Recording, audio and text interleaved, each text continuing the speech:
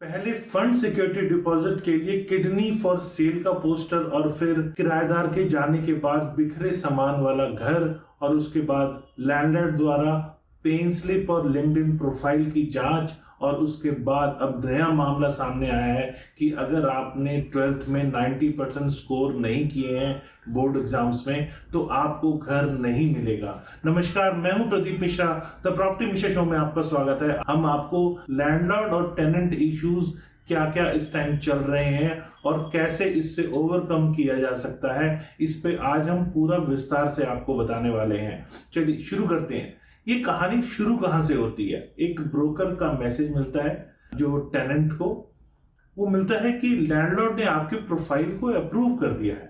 अब आपको आधार कार्ड और पैन कार्ड की कॉपी आपको जमा करनी है और जो कंपनी का ज्वाइनिंग सर्टिफिकेट है वो आपको ज्वाइन करना। और ऑनर द्वारा आपको ये कहा जाता है कि 150 से 200 आपको वर्ड राइटअप अपने बारे में लिख के देना है। जब ये डॉक्यूमेंट जमा किए जाते हैं तो लैंडलॉर्ड द्वारा एक चीज सामने आती है कि चूंकि आपने 75% क्लास 12 में स्कोर किया था तो इस कारण से हम आपको मकान नहीं देंगे। मतलब उनकी एक्सपेक्टेशन जो थी वो एटलीस्ट 90% की थी, ये ब्रोकर ने उनको बताया। तो ये मामला अगेन सोशल मीडिया पे बहुत हाईलाइट हुआ, सबने इसके ऊपर कमेंट्स किए। रेंटिंग बेंगलोर में ये इतना अब टफ हो गया है कि आपको मैरिज के लिए या टॉप कॉलेज में स्कोर के लिए इतने एफर्ट्स नहीं करने पड़ रहे हैं जितने एफर्ट्स आपको अब रेंट पे मकान लेने के लिए करने पड़ रहे हैं। और खासकर ये जो समस्या है वो बैचलर्स के साथ आ रही है। और बैचलर्स के साथ क्यों आ रही है? क्योंकि उनकी फैमिली नहीं है, अभी वो सिंगल है, मैन है या वुमन है। लेकिन अगर आप सिंगल हैं तो एक कहीं हद तक आपकी कैपेसिटी भी थोड़ी सी लिमिटेड होती है, बहुत हायर रेंटल आप देने में असमर्थ होते हैं। कुछ जो बहुत अच्छी सैलरी ले रहे हैं वो तो ले लेते हैं, लेकिन ऐसा डिस्क्रिमिनेशन देखने को सामने आया है कि लैंडलॉर्ड्स प्रेफर करते हैं फैमिली मैन को घर देना, वो बैचलर्स को मकान लेने की ऐसे बहुत सारे किस्से सामने आए जहां पूरी तरह रेंटिंग प्रोहिबिटेड किया गया है।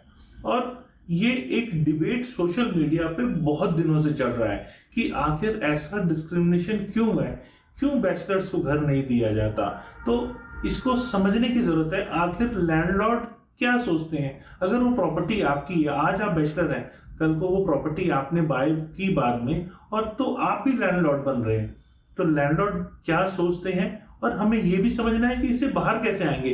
पहले समझते हैं कि लैंडलॉर्ड के आखिर दिमाग में क्या है, क्यों इस टाइप के प्रैक्टिसेस बार बार सामने आ रहे हैं। ये तो शुक्र है कि ये डिबेट जो रिसेंट रेडिट पोस्ट के अंदर आया उससे ये चीजें हाईलाइट हुई, लेकिन इसको विस्तार समझने की जरूरत है। आखिर सिक्योरिटी डिपॉजिट क्यों लैंडलॉर्ड लेता है? देखिए, जब लैंडलॉर्ड सिक्योरिटी डिपॉजिट लेता है तो वो ये हमेशा सोचता है कि मैं, अगर मान लीजिए आपका जो रेंटल है वो 15,000 रुपीज पर स्क्वायर फीट है और 6 मंथ्स का रेंटल 75,000 रुपीज होता है, तो यहां पर लैंडलॉर्ड द्वारा सिक्योरिटी डिपॉजिट इसीलिए मांगा जाता है क्योंकि ज्यादातर वहां पर फर्निश्ड अपार्टमेंट्स रेंट पे दिए जाते हैं। क्योंकि लोग आते हैं शॉर्ट टर्म के लिए आते हैं, माइग्रेंट पॉपुलेशन होती है, कोई एजुकेशन के लिए आ रहा है, कोई आईटी सेक्टर में जॉब के लिए आ रहा है, किसी की 3 साल की ट्रांसफर है, किसी की 4 साल के लिए। तो लोग बहुत ज्यादा फर्नीचर के साथ लेने में कंफर्टेबल नहीं होते, तो उनका लोग बहुत ज्यादा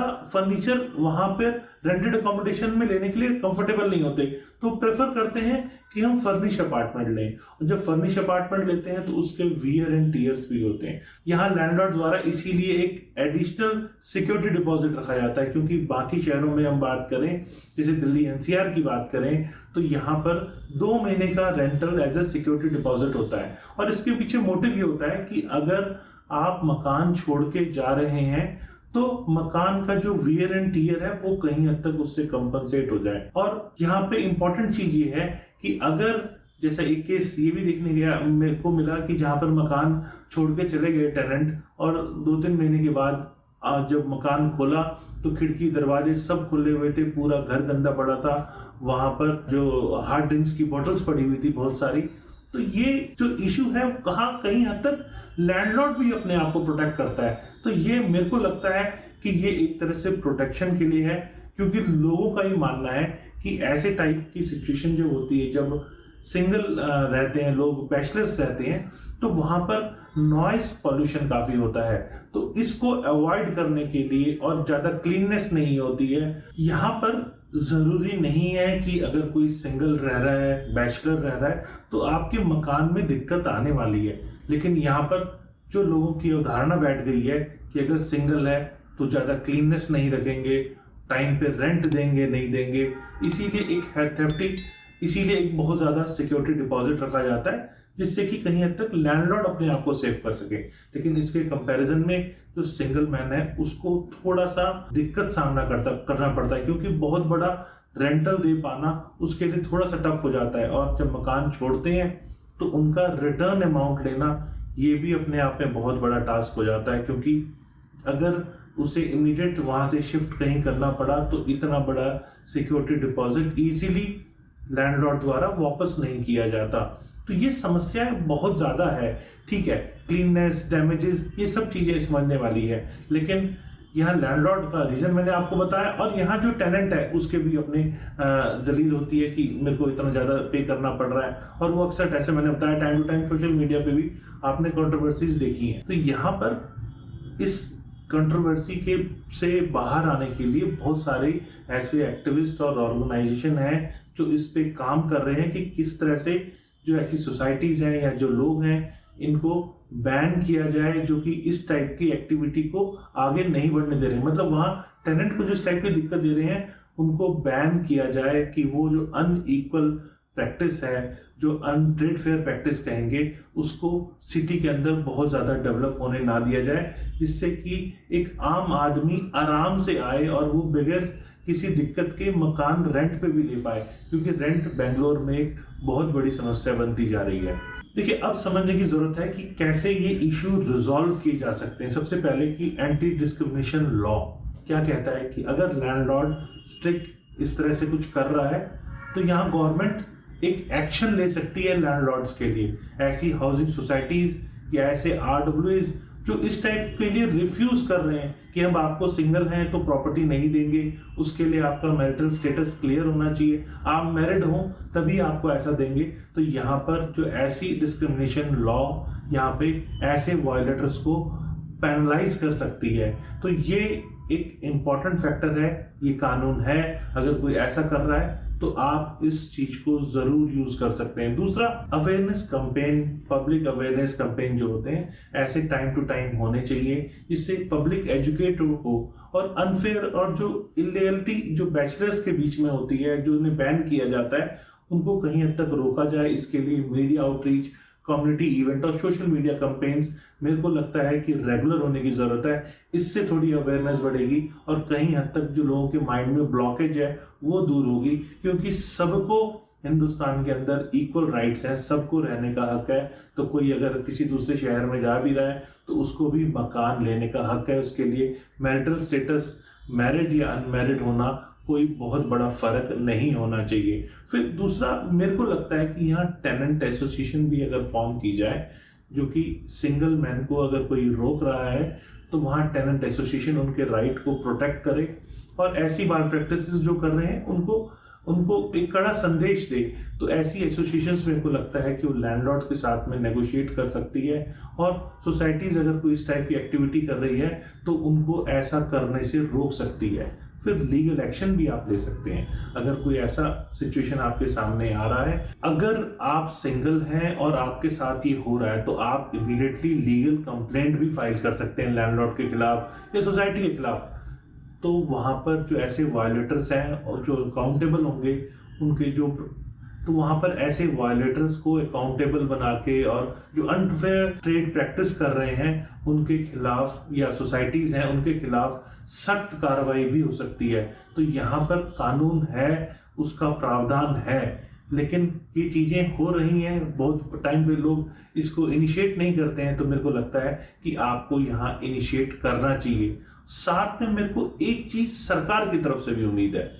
अगर सरकार ऐसे इंसेंटिव्स दे जो बैचलर्स को मकान रेंट पे दे, उनके लिए स्पेशल इंसेंटिव प्रोग्राम हो, तो इसमें बैचलर्स के साथ जो डिस्क्रिमिनेशन होता है वो कहीं हद तक रुक पाएगा। तो इससे बहुत ज़्यादा फायदा रेंटल मार्केट को हो सकता है, क्योंकि इंसेंटिव रेंटल हाउसिंग की हम बात कर रहे हैं और रेंटल हाउसिंग गवर्नमेंट प्रमोट भी कर रही है, लेकिन उसके बावजूद भी रेंटल इश्यूज बहुत हैं। तो यहाँ पर अगर इंसेंटिव्स देती है गवर्नमेंट और टैक्स रिबेट करती है, तो मेरे को लगता है कि बैचलर्स के लिए जो दिक्कत आ रही है वो कहीं हद तक रिजॉल्व हो सकती है। मेरा ये मानना है कि हमें इस टाइप का कोई भेदभाव नहीं करना चाहिए। कोई बैचलर है तो भी कोई दिक्कत नहीं है, मतलब मैरिटल स्टेटस उसके लिए बहुत बड़ा कोई क्राइटेरिया नहीं होना चाहिए, ना ही उसके लिए कोई 12th में मतलब आपका बोर्ड एग्जाम्स के अंदर कोई हायर परसेंटेज या क्राइटेरिया नहीं होना चाहिए, क्योंकि आप उससे ये डिसाइड नहीं कर सकते हैं